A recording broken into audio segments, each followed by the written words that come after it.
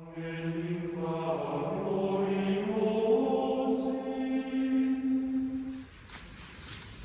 just wanted to update you regarding my dad. As I mentioned, he slipped and he fell in the bathtub and he hit his head, but he broke his neck. So they did more tests, and it's possible that he may not need to be operated on, so he may just need to be in a brace for quite some time. So thank you for praying for him, and please continue to pray for him.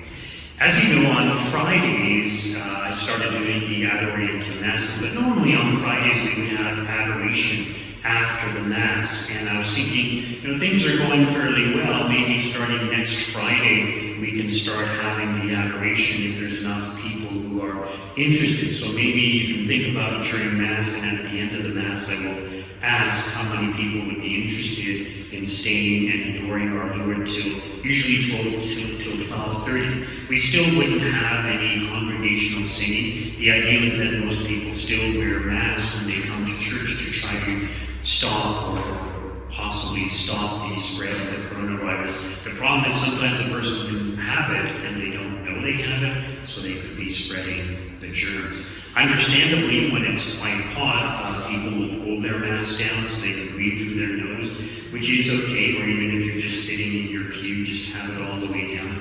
And I think for little children, it's not necessary that they have a mask on, so they tend to handle the virus very well.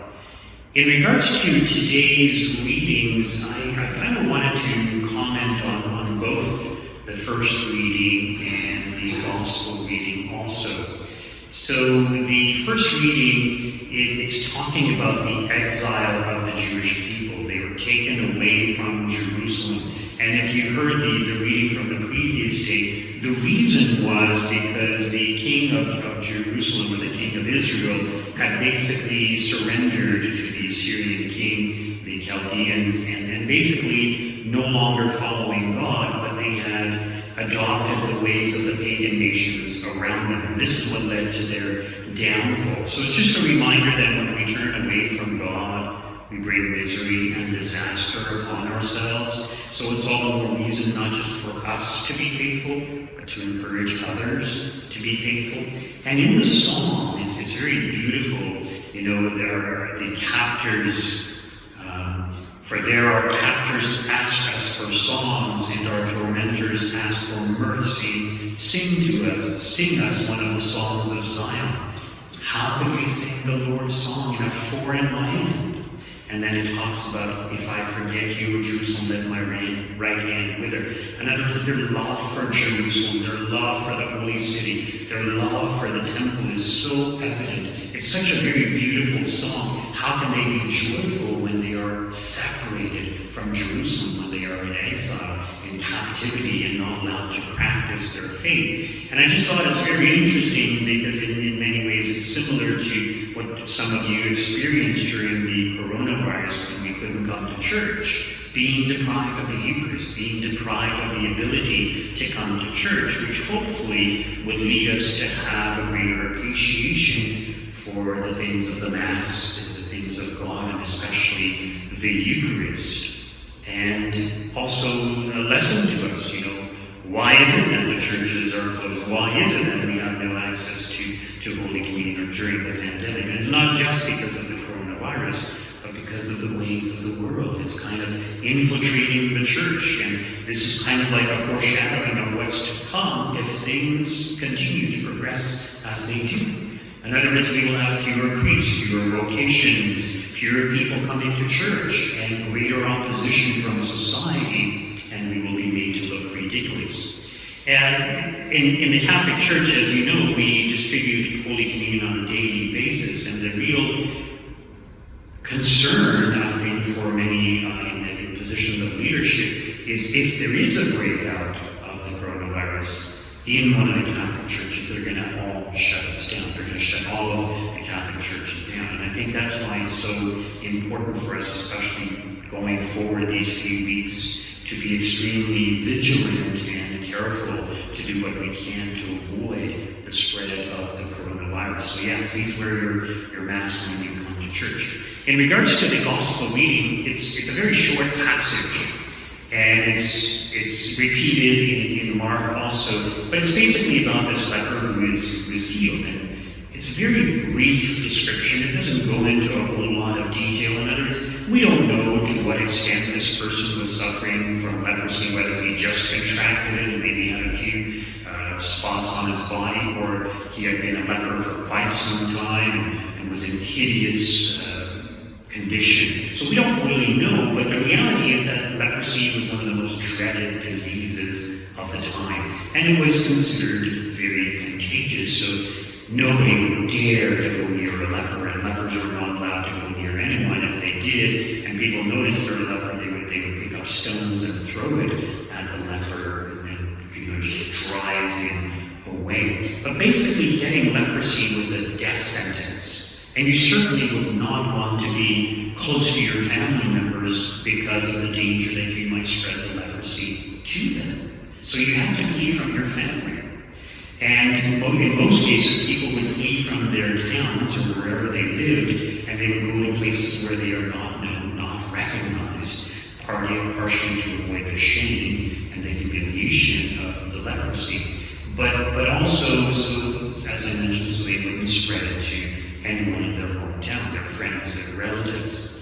So being a leper, you were forced to beg, but it was very difficult because no one would dare come close to you. You had to live out in the open. You were subject to attacks from wild animals. Your clothing would become tattered. It was difficult to take care of yourself. And parts of your body would eventually fall off, and you would have these sores, and you would smell horrible, like rotting flesh. So seeing a leper was like a bad experience for many people, especially if it was advanced leprosy. It's not a pleasant sight. And this leper must have heard of Christ.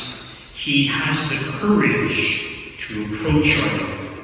And as I mentioned, there's very few verses here. So we have to use our imagination. And it's a wonderful passage to meditate upon, and I actually encourage you to meditate upon it. What it would be like to have leprosy. What it would be like to know that you're eventually going to die a very painful death, isolated, not being able to be close to your loved ones, having no hope whatsoever. And the other thing is that in the Jewish tradition, when people suffered, they often saw it as a punishment for sin.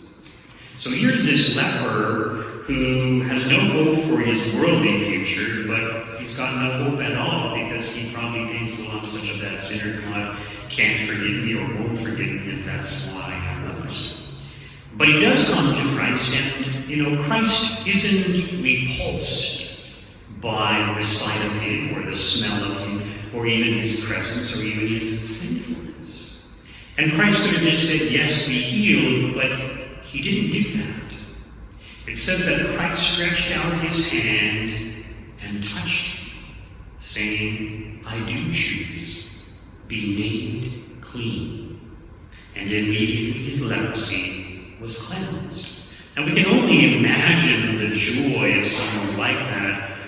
Basically, his whole life is given back to him. He has a new lease on life. He's able to go back to his loved ones, to his family, to his children, his relatives. It's wonderful. It's kind of like a resurrection in many ways. So it's worthwhile for us to meditate on that. And it's also worthwhile for us to reflect on the fact that, as I mentioned in the Jewish tradition, any suffering was seen as a consequence of sin. And it's not always personal sin, but ultimately the sin of Adam and Eve. So Christ came to do away with the effects of sin, including suffering. But the reality is that the spiritual suffering that we undergo on account of sin, often which we don't recognize, is far worse than the physical suffering of leprosy. In other words, many people are spiritual lepers. Their soul is rotting. Their soul is black and ugly and hideous and repulsive to look at if we could see their soul. Many of them don't realize that they are doomed to an eternity of hell, separation from God, misery, separation from their loved one, separation from all those things that could bring them true joy and happiness in this world and certainly in the life to come. And all they need to do is to approach our Lord and say, Lord, you can heal me if you want to. Yes, so we just need to approach a priest, ask for the sacrament of confession, and he can wipe away our spiritual leprosy. He can heal us of that. And that's a wonderful thing. And sometimes I've heard priests talk about this, that, sometimes when a priest is sitting in the confessional and a person comes in a state of mortal sin, confesses his sins, and the priest absolves him, when he leaves the confessional, he's a changed person. He came in hideous, his soul was hideous, he came in separated from God. He leaves a new creation, reunited to God. God has illuminated his soul, and the stains of his sin have been washed away through the sacrament of confession. And sometimes when people have been away from the church for a very long time and committed all kinds of horrible sins, and they finally get up the courage to come back and go to confession, sometimes they shed tears of joy. Perhaps this leper also shed tears of joy, knowing that his life had been given back to him. And this is part of the good news of being a follower of our Lord, of being a Christian. It means we have been given a new life, a life in union with God, a life that we can enjoy the good things of this world, and we have the hope of making it to heaven and being happy for all eternity. This is wonderful. This is good news. This is news that we need to share with all the spiritual lepers